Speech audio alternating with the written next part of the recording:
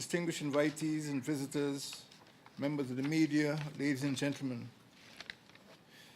Guyana's economic development has been constrained historically by the small size of its population, its small domestic market, and the small range and volume of primary export commodities. These have all made its economy highly vulnerable to exogenous external shocks, economic shocks. The Caribbean single market and economy is the way to build more resilient economies, not only in the Caribbean, but certainly for Guyana. The CSME aims in the long term at creating a single economic space with an enlarged market, producing globally competitive goods and services. Guyana and Trinidad, 24 hours ago, signed a memorandum of understanding to promote economic cooperation. We hope to conclude soon a framework agreement for economic cooperation with Barbados. We attended the 9th meeting of the Prime Ministerial Subcommittee of the Caribbean Single Market and Economy in Barbados earlier this month, September. We see Guyana's future in the Caribbean, and we see the Caribbean's future in Guyana. Our economic interests are intertwined with those of the region. We shall continue to pursue regional economic cooperation in order to build greater prosperity and global competitiveness. The Guyana Trade and Investment Exhibition, the launch of which we witnessed today, comes at a time of renewed efforts to re-energize Caribbean economies. The exhibition's theme, made locally, trading globally, and its objective of promoting export-ready firms and linking them with regional and international businesses are all consistent with objectives of economic integration in the Caribbean. The private sector has a pivotal role to play in regional economic cooperation.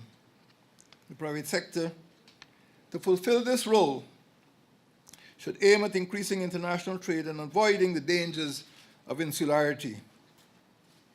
The private sector should aim at increasing investment and at becoming more innovative in pursuing new markets and improving the competitiveness of its goods and services.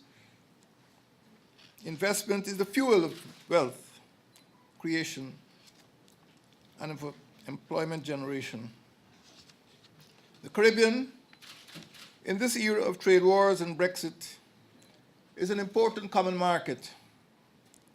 The combined land space of the countries of the Caribbean is almost equivalent to that of Sweden. We shouldn't think of ourselves as islands, but as a significant community of states. There is a huge potential for increased intra-regional trade. Intra-regional exports at the end of 2014 stood at 13.1% of the total regional exports. The region's estimated US $4.5 billion budget for food imports could be slashed. 10 commodities alone: food preparations, wheat, rice, chicken, non-alcoholic beverages, maize, soybean, sugar, and palm oil account for more than 40% of the region's food import bill. Stock feed, valued at US $204 million, accounts for more than 5% of the food import bill. The Caribbean, taken as a whole, has the land, has the labor, and has the capital to overcome its most severe setbacks to achieving food security. There is need, however, for intensified collaboration between local, regional, and international firms to grasp opportunities which can provide a platform for global market penetration. Our government is obliged to enhance the environment for business. And we have been doing so by emphasizing education so as to ensure suitable and adequate skills for development, by enhancing the country's physical infrastructure and energy security, and by ensuring policies, laws, and regulations which promote ease of doing business and fairer competition. It has been said, a rising tide lifts all boats, and we in Guyana are seeing the surge of a rising tide that will deliver transformative economic change.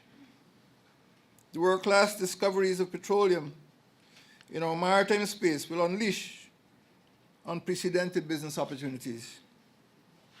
Petroleum revenues will catalyze economic growth, increase employment, propel innovation, intensify technology transfer, and improve workforce productivity. Guyana will soon become the Caribbean's foremost investment destination. The private sector should aim at building capacity and establishing strategic partnerships to be able to exploit the opportunities which will flow from the petroleum sector. Experience has forewarned us of the dangers of dependence on one sector or one commodity. Petroleum revenues will be deployed prudently to ensure sustainable and inclusive development under the Green State Development Strategy. That is the pathway to economic transformation of Guyana into a green state. Such a green state will emphasize the policies of preserving our biodiversity, protecting residents and economic sectors from natural hazards, promoting food security and promoting energy security, improving solid waste management, and adding value to local production. We see the Guyana Trade and Investment Exhibition as a welcome development, as a platform for local businesses to engage and network with Caribbean and international investors. GuyTIE could enhance Guyana's investment image as an investor-friendly state.